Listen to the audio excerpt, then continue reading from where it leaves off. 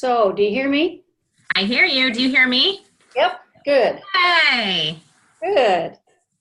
it's good to So, see you. good to see you too. How was your meeting?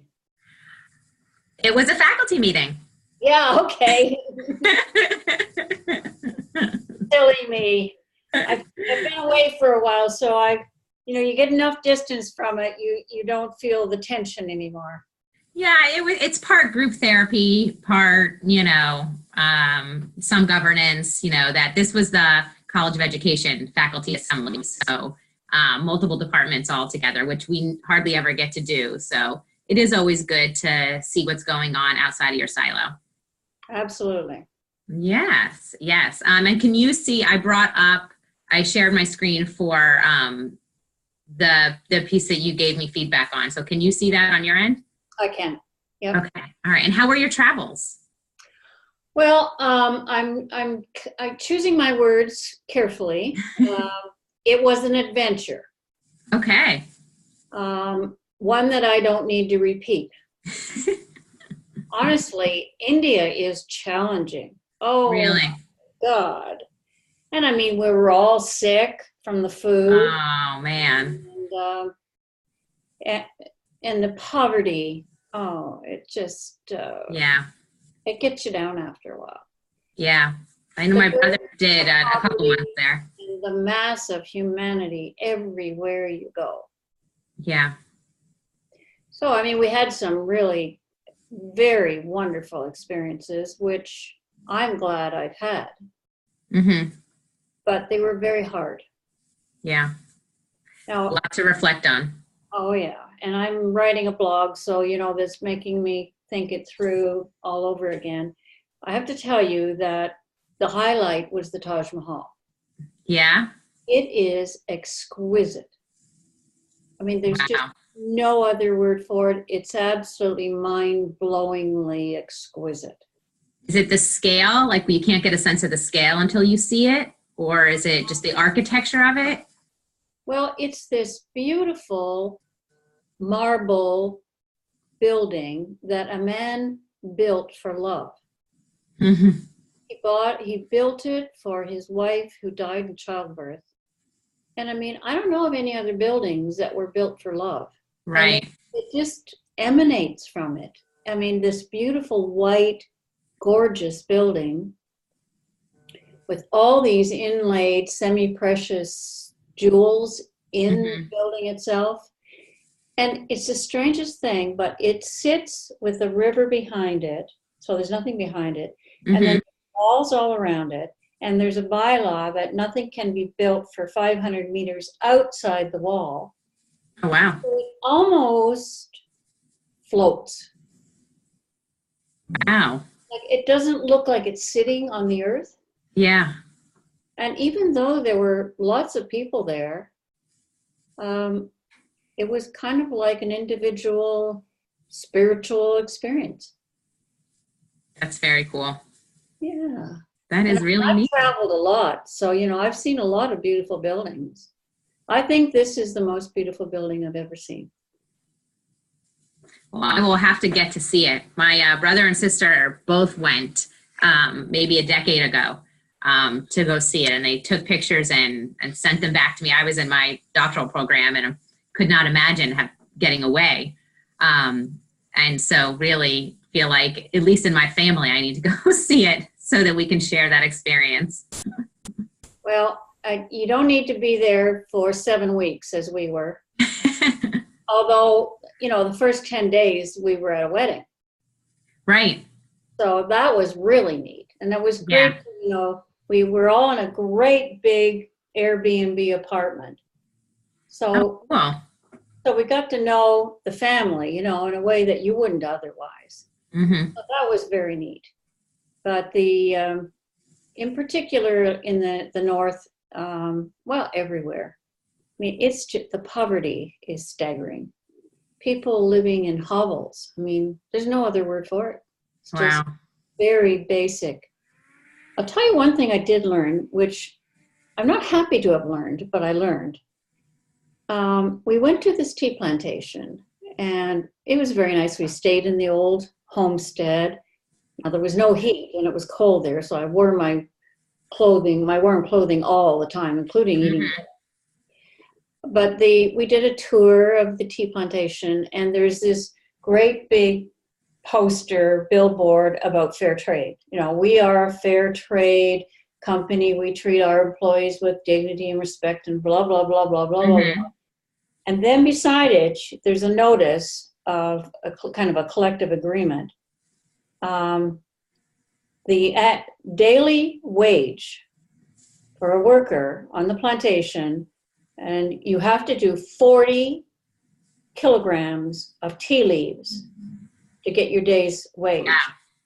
The day's wage is 159 rupees, which is $1 Oh my and goodness. 52 cents Canadian. Wow. Now Wow. tell me exactly where the fair trade comes in. Right. And the dignity. And Yeah. I mean, they most of them live either near the plantation or in a village very close by. They are all very basic dwellings. I mean, how much can you buy with $1.32? Right. It makes you rethink the definition of fair trade when you see it. It's States or in Canada, absolutely, and what that means. because I always used to get this warm, fuzzy feeling Right. when I'd buy some coffee or tea and it'd say fair trade on it. I said, well, that's a good thing to buy. Well, Right. I don't think so anymore. Might not be a universal definition. Mm-mm. Yeah. Anyway, there's a restriction on 40 minutes for this. Is that right? Oh no, I have that. I bought the higher account, so we can talk. You can talk as long as you want. Okay. All right. So I want to say, first of all, that this article is ready to submit. Oh, yay. I'm glad you think so. Yeah. So any suggestions that I make are simply for the purpose of strengthening it. And what I would tell, somebody submitting it to me for review. Okay, perfect. This is a very lovely piece of work. And these are the ways in which you could strengthen it if you choose to. That's great. Well, I think I owe a lot of credit to you in here. And I was... No, let's get this straight. This is your work. I know, but I was just talking to, and I know you've been talking to Jean as well. Jean has reached out. And I was just talking to Jean this morning because I sent her a draft. I had sent it to a number of people to kind of read and give me feedback. And I said to her this morning, I said, I don't know if Jackie knew that she was going to tell me to do all these things along the way, but it felt like she had the next step for me planned and, was just waiting for me to get somewhere so that I could take the next step. Because had she told me everything up front, I might have been overwhelmed about the process, but it was a very nice scaffolding. And I said, it really felt like the writing really was a journey of self-discovery instead of a piece I was working on, which I wish all of my writing was shaped that way. And so I did want to say thank you because it really was selfless for you to kind of reach out and recognize that you saw something. It's really an exercise, a joyful exercise for me. Yeah, I get a lot of pleasure out of it. So you don't need to feel obligated to me in any way, shape, or form. I really have enjoyed this. Well, I really have enjoyed it too. And I will, as I tell my students that I mentor, continue to pay it forward to others who might be in the same spot as me. Perfect. So, so I did. I really enjoyed it, and now feel excited to share it. Where I think I was hesitant in the beginning to share certain parts, and now I feel a little bit kind of ripped open and then validated, and thought, okay, everybody, here's my heart. I'm going to put it out there, and hope you get something out of it. So I am excited. I'm glad that you think that it is ready for submission because I look forward to that process too. One of the things in here that you might want to think about is you talk about your values Mm-hmm. And I mean, the one significant one that you come back to all the time is the one I noted in the abstract. But there are others in here that are implicit, but they're not explicit, Mm-hmm. which I believe your reader's looking for. Okay. So that's one thing. And you do talk about that particular value, that the importance of that relationship with the student. And you talk about others implicitly, but you don't talk about them explicitly, which is an expectation in a living educational theory.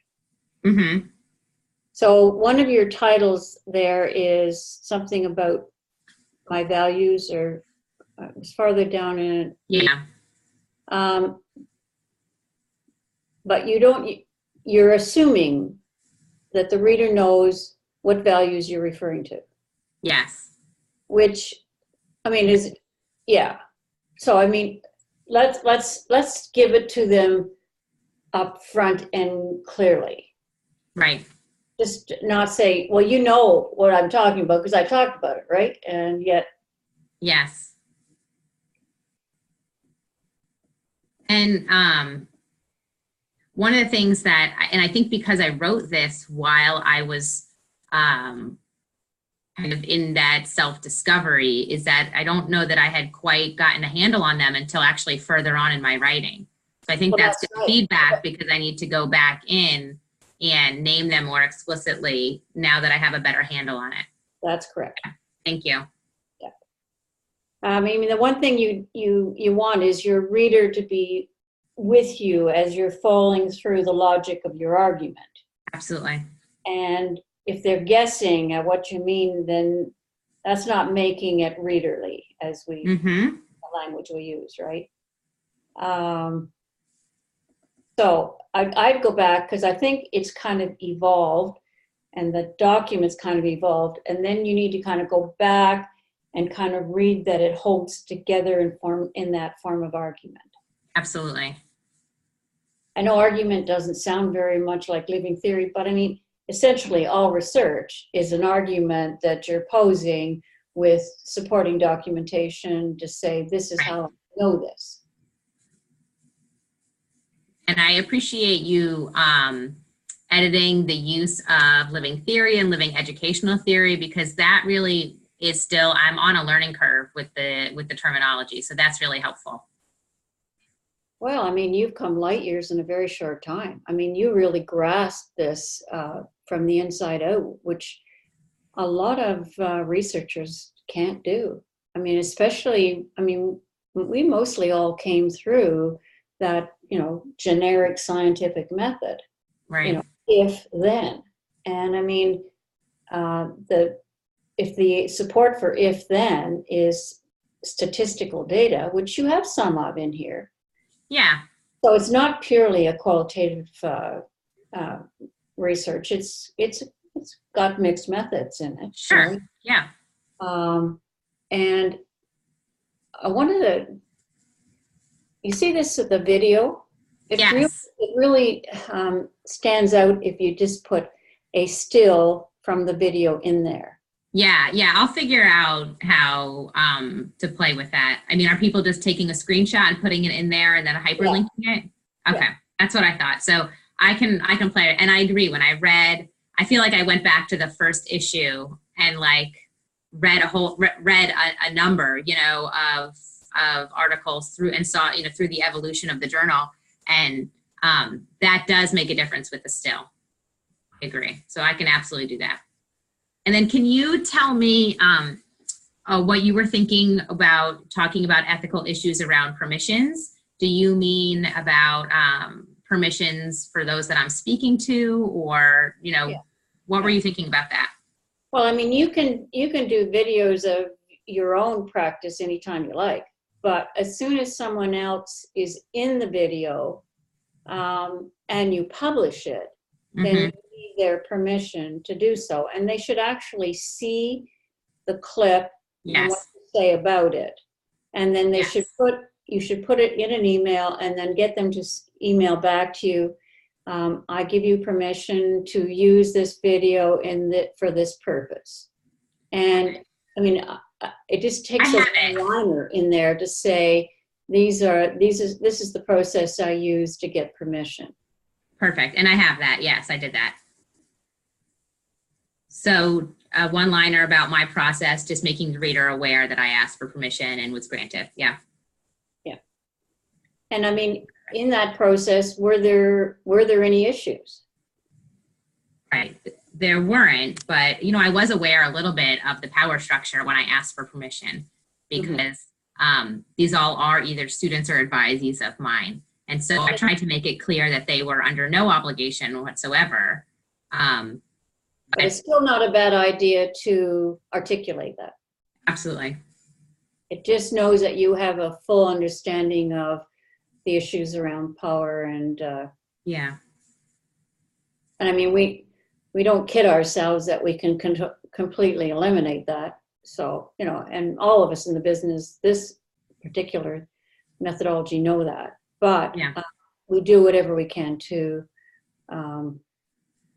at least address them and be as honest and truthful about as we can. And I mean, Linda Smith, I don't know if you know her work or not.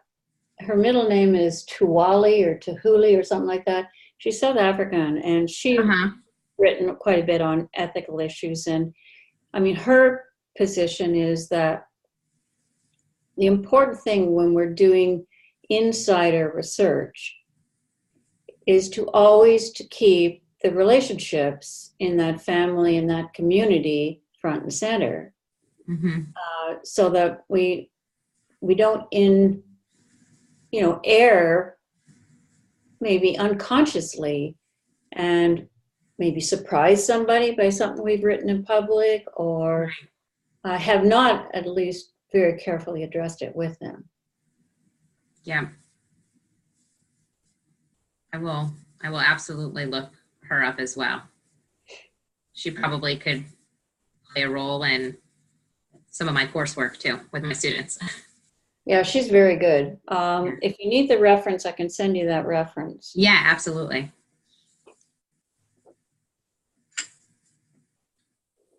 There's also Jane Zenny. Do you know her? I don't. Give you her. Well, how do you spell Zenny? Zeni. She might. I wonder if I. Was from University of Chicago. I have her book here somewhere. I gave away a lot of my books when I was not teaching anymore, but I kept the ones I really love. So. Yeah, exactly. Okay, wonderful. I appreciate that. Okay, so I'm looking just through some of the other pieces of feedback here. Sense of the why come from your background. Yeah, I could address that a little bit there. I mean, you're talking about maybe next steps, and if if you want to say, if you didn't want to get into it at this point, you could say, I think one of my next steps is to add my context, to see how that's influenced my values and my living my values. So that, that, if you didn't want to get into it here, but for most of us, that's the place you have to go at some point. I was telling Jean, well, she lost her mom, in October. Yeah. She talked a little bit about it, and I said, and one of the things I had to work through was my relationship with my mother, and I always was trying to please her, because I wanted her to love me, and she didn't love me, and I never could do enough for kind of figure out a way for that to happen. And my brother, when we were in India, I don't know how we got onto this, but anyway, he said, don't you know that our mother's a sociopath? And I say, what? He says, she doesn't have the empathy or the emotion to give you what you think you need. When are you going to get your head around that? Really? So I've spent a lot of my life trying to figure out why this is such a strange relationship. And He kind of takes it, Wow. nails it on the table. I think. Right. It is interesting, I think, once we, like the evolution of trying to see your own parents as flawed individuals and seeing that, you know, their own stories limit what they can give to their children and the next generation, and how then that is our burden to figure out with. I remember talking to my mother at one point, and we always used to say that there's three of us, and there was a stint of time where my mother was in heavy therapy. And so that was kind of after my brother had kind of gone through his formative years and before I had gone through mine. So we kind of joke in the family that we got two different versions, a therapized mother and a non-therapized mother. And so we kind of compare the stories. But I remember talking to my mother at one point, many years later, and she said, you can go through your whole life and, you know, blaming your parents, you know, for something, you know, and she said, but at some point, she said she learned in her own therapy that, you know, you have your cards and how you play them is up to you, you know, and what you do with that moving forward. And that kind of has stuck with me because it, you know, I realized I was never going to get exactly what I needed, you know, in certain aspects of my life from my parents, and but they were doing what they were capable of, but that it was up to me to go out and, I don't know, fill those holes or find a way to use that for good. But it was a while before I think I could see, especially my father, as flawed and doing the best that he can, and seeing him as limited helped me not yearn for the things I wasn't going to get, if that makes any sense. Well, and for me, I mean, because I had that kind of lack of emotion and love from my parents, then I went the other extreme with my kids, you know. I mean, I still am very emotional with them and always hug them and tell them I love them. And I mean, my son's 6'4" and 44 years old. So, I mean, but he expects that from me, and that's what I want him to expect from me. Right. But you know, it's part of, and so that translates into why relationships are so important to me. That I work so hard at being real with people and giving everything I can to help them do what they want to do, not what I want to do, but what they want to do. And whatever I can do to help others, that's what I feel my contribution to improving the world is. And I mean, such a little tiny percentage of the big picture. I mean, but that's why it's important to me. Yeah. So it's, you know, when you kind of dig into your background and, you know, why are you the way you are? And that gives you a starting point for how can I be a better me than I am. Mm-hmm. And I mean, one of my values is loving kindness. So then I ask myself, well, was I lovingly kind with my mother? Mm-hmm.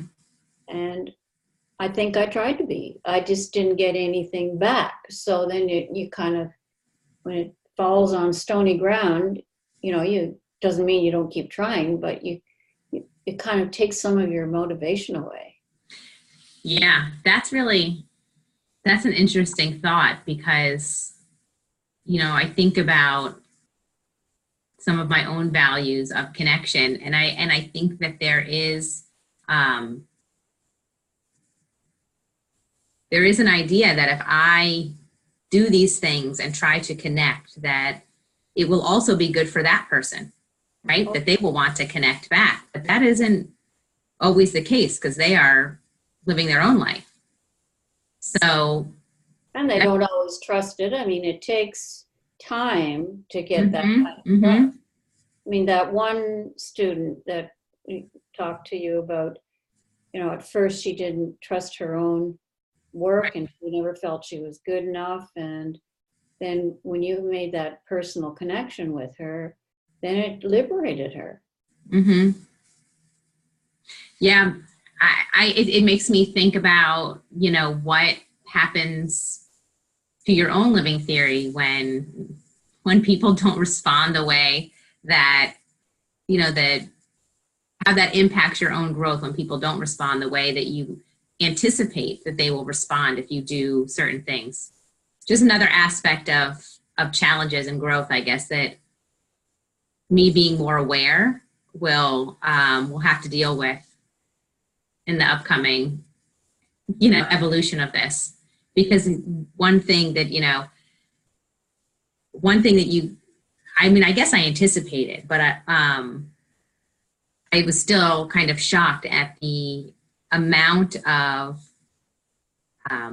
brain space, really, and reflection that was occurring during the whole writing process of this and the exploration of it. And it's not just in practice. Where did you write that? This I've been writing steadily since August. No, what you just said. Oh. How amazed you were by how this process, this writing process, has affected your thinking and the evolution of your thinking. You see, now we're into I'm looking at the back.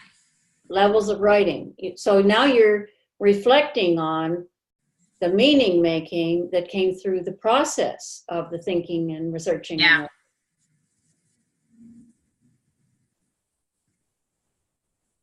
So you're recording this, right? Yes. Recording it and taking notes. Yeah. So, what you just said, you need to go back through that script and take that right out of that, because that is now another voice.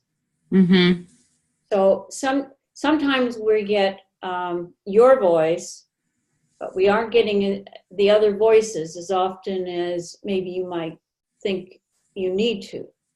So that's another voice because it's been articulated to me and I've heard it and I've reflected it back to you. You understand what I'm saying? I do understand. Yes. So this is now taking in a number of different levels through this dialogue between the two of us, which is important to the whole process of the living theory methodology.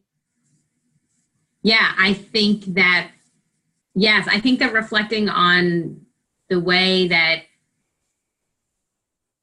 the role of self-reflection, that, there's like you said, there's levels of reflection, right? So writing this is reflecting on my practice and my story and who I am and my values, but the actual act of writing it impacted how I behave currently in my context. I could not turn it off. So in every department meeting, in every conversation with a peer, there was it was an ongoing on-the-spot reflection of, am I true to my values in this, even though it was outside of what we would be quote unquote practice, right? It became all encompassing, and it, similar to what I talked about, is, that core kind of came to the surface and kind of spread out. There was no siloed portion of my life where this didn't, have an impact. And so I think it is much more than just how do I improve my practice. It really is, how do I be the best version of myself, like you said earlier? How do I live this day to day? Instead of just, how do I get better at what I do? Well, you could put this clip in and pull out 2 or 3 things out of it that will certainly provide more data that is evidence to support your claim. Yeah, I think that's a great idea. I think there might be a good clip or 2 that adds that piece of the reflection. Yeah, thank you. So you also talked about you didn't see at this point that the nature of your influence on your institution or but you just said that you felt it was impacting your relationships in your meetings and with your colleagues and with the students. Well, if that is part of that social environment, your Yeah. institution that you are influencing, the question is, do others hear or see that? And if so, can they comment on it? Because your voice is the first and most important voice, right? Mm-hmm. Second and third ones need to come from others. So the people you're working with, and I mean, you brought the students in, so that's great. Oh, well, I think about it. That first student, I don't think we saw her name anywhere, did we? I think they're all in here. FIFA is the one who I just talked to one-on-one, and then Nicole, Linda, and Amanda were the trio. Amanda, I don't think, is she the one in black? She's the one sitting with me at the table. Yeah, I don't think her name's in there anywhere. Her name is on her quote. Yes, but I don't think it's, you mean you put. Right, it's not tagged in the video because she was sitting with me, correct? Right. Should I put her name up somewhere? Well, I mean, I was just wondering, who's this? When I was looking. Okay. Yeah, it's because we were in the same place at the same time, correct? Yeah. So with the social context, and I think I have a class session on February 5th in this course that I'm teaching now. And for the first time, we're going to talk about living theory methodology. And they'll be on the website, and they'll be looking at some of the posters and, you know, reading the seminal article by Jack. And, you know, and I've asked another professor to do my teaching observation that night, so that there's an opportunity for, you know, one of my peers to come in and hear that. And I'm interested to see where that conversation goes moving forward, because I think some of them will have, I think there will be an impact. You know, I hope some people feel maybe a calling to do some of the work. I don't know.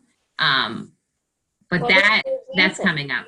You never talk about that in here at all. You are actually bringing it into your institution and teaching it, and you don't mention it. Yeah, you're right. I probably wrote this before I adjusted my syllabus.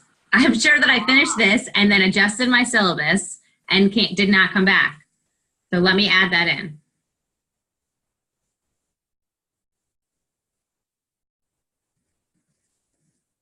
Okay, that's great. So it's suggested there as a part of this against strength and the conviction. So it's there. It's not explicit. No. Yeah.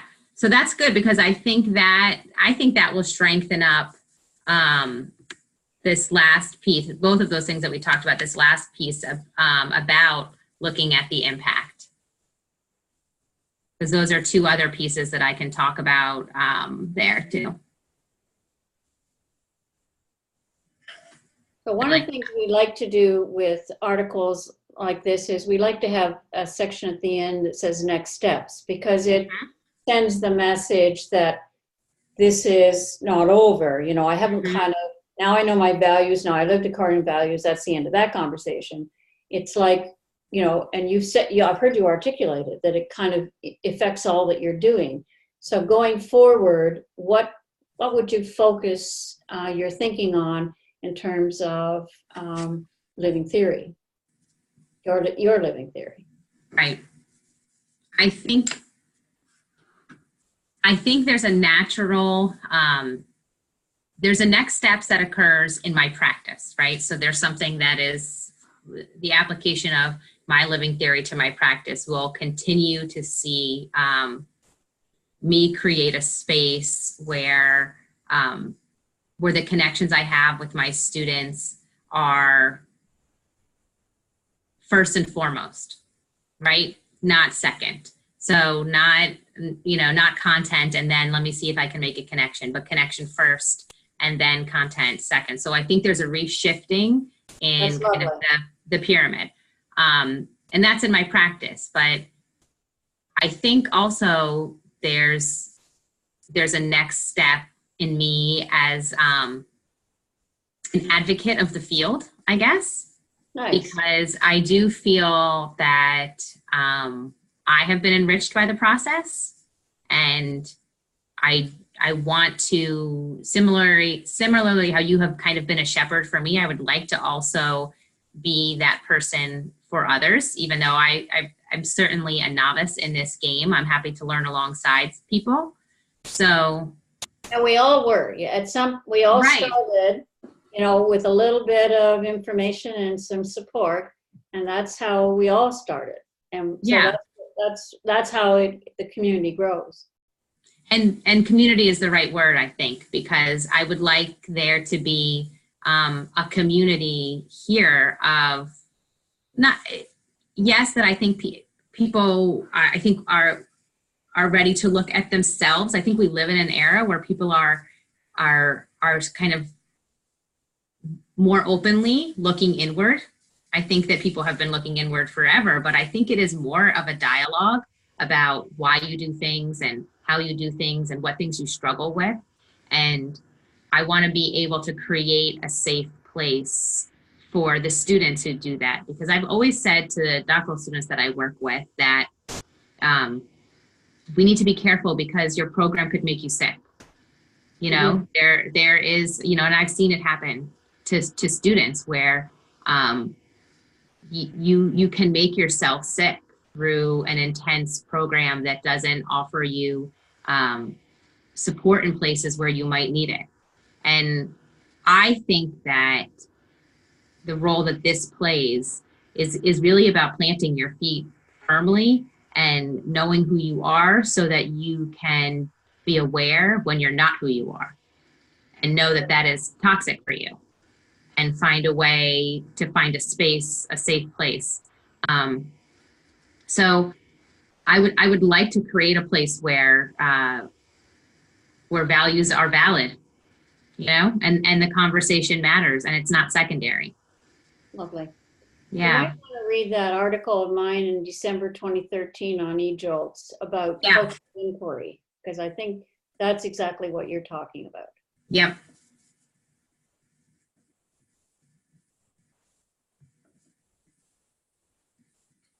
Okay. So if you want to take another stab at it and make a few amendments, the other thing that on the eJolts website, there is a rubric for reviewers. You might take the rubric and just see if you think it meets the requirements of the rubric. Mm-hmm. Then maybe we could have another conversation. Absolutely. And as far as the review process, I guess we can talk about this next time, but it looks like I select one and someone selects two.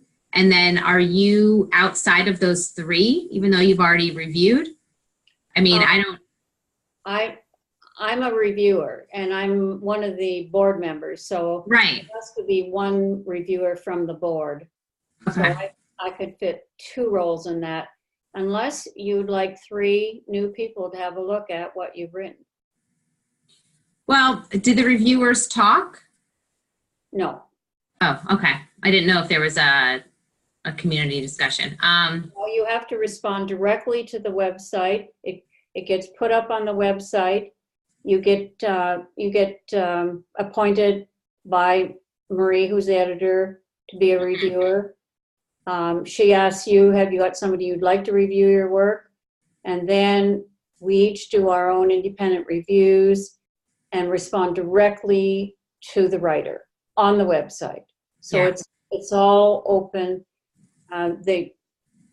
We don't talk as reviewers. Okay. No, I would love for you to serve in that role. I just wanted to make sure that wasn't ethical, that there wasn't something that was kind of frowned upon. I mean, in that process. I'm still shifting my mind from double blind peer review. You know what I mean? Well, I mean, when you talk to Marie, you can say to her, Jackie has been consulted with me on my writing. I would like her to be a reviewer, but I'm fine if you think that that's Okay. not the right thing to do. That's good advice. That's good advice. One of the things that's really good in this is when you get responses from people, that you take notes and you include it in the paper. Yeah, I saw that in a couple of articles. I thought that was really neat. I liked reading about the review process, and I learned a lot, I think, as a potential author from that. So when you this session you're doing where you're going to bring living theory into the session with your doctoral students, Mm-hmm. It might be worthwhile to ask one or two of them to respond to the session in writing for you. Okay. So tell them what you're trying to do. Right, absolutely. So say, in this session, my intentions are to do this and this and this. It would really help me, and you need to use the word help, because it does a number of things. A, it brings them as co-researchers, and B, it helps build the relationship with them, and C, it gives you valuable feedback on what you're doing, which is very hard to get. Yeah. I mean, you can't make them be brutally honest. Most times you can't get that from others. It's hard to get really tough feedback. But I mean, if you can give them some specific questions to answer, like, what is your understanding of living theory based on that lecture? Or what are your questions still about living theory that I might be able to address in a future session? Or how do you feel about speaking with your personal I in terms of research? The kind of questions that will get them to kind of think about, listen to what you're saying, think about how they might respond, and hopefully give you some really good critical feedback. I mean, critical friend is the word that I would use. Right. Ask them to be a critical friend. I can't get better unless I get people to give me some critical feedback. Because I mean, I don't care how good you are at examining yourself, you really need somebody else with another set of eyes to give you that. I think that's a great idea. And I think that they would be willing to do that. And I think that we have spent a lot of time on connection and relationship already. So that's a good foundation for them to be some critical friends of mine. And I mean, it will deepen their learning. Absolutely. It's not just for you, it's for them too. Right. Yeah, I agree. And it will give you data for where you go next with them. Yeah. And for what others need to learn. Yeah. It will give me a lot of good data. That's great. Well, I have some great things to work on. I hope I haven't given you too much. No, not at all. No, because, you reach a certain point in your writing and you think, okay, am I done? What's next? So I think you've given me some really good things to not only fine tune what's currently here, but also create that bridge, for where it goes next, instead of just saying, okay, here it is, I'm done. And I think that next steps section is going to be great. And I think probably where I include, some pieces of this conversation as you helped to kind of further my thinking about not only the actual impact within my institution, but what could come next in my own life. So yeah, I'm excited. So 2 or 3 things before we go. One is I want you to be clear that I give you permission to use this video in your writing and your research. Thank you. 2 is, are you going to upload it to YouTube, and could I access it? Yes, absolutely. Absolutely. I can upload it and send you the link. Okay. Yeah. Because I'm writing an article for eJolts for June as well. Excellent. So, and it's not, I don't have it yet. You know how it takes you a while to kind of figure out the focus? Yeah. And the third thing is ARNA. Are you going to ARNA? Yes, I'm planning on going to ARNA, and I'm going to drag my husband too. Okay, well, I am too, and my husband's coming too. So Great. we talked briefly about whether we wanted to put in a proposal for a workshop. Have you thought any more about that? I have thought about it, and I do think that, I mean, I would love to put in a proposal, and I think, you know, I've looked at the call as well and thought about our relationship and what we're trying to do here. And I think there's a lot of value in not only talking about, you know, like a mentoring relationship in the field, but also, also mentorship as a form of empowerment and advocacy. Because really, by reaching out and mentoring someone in a field that is so truly personal, you are creating advocates, you know, around the world for them to go and share the message of having a personal transformation, which I think is a key to changing the world, really. I mean, without trying to get too large. I mean, being able to change yourself first and then have that impact on your social environment and your context is, you know, those small changes change the world, right? And that change has to start within yourself. And you have to know who you are before you can change. So I see it as looking at it as taking a spin on mentoring and looking at it as advocacy. I don't know. What do you think? Too crazy? Too much of a stretch? No, because we are now at the stage with Living Theory of seeing it as a social movement. Perfect. So that's exactly what we're working on. So you've nailed it right on the head. Wonderful. I will send you those references to Linda Smith and Jane Zenny. Yes. I have one more thing, Yes. and that is, I know that, you know, I'm working with Jean. Yeah. And we were going to use Skype, but I'm wondering, she doesn't use Skype, and I'm wondering if we might use Zoom as an alternative, because then you don't need a recording program. It does it. Yeah. So you just mark save on it when you're doing it? Yes. So when you set it up, and the reason I purchased Zoom is because it also saves to the cloud.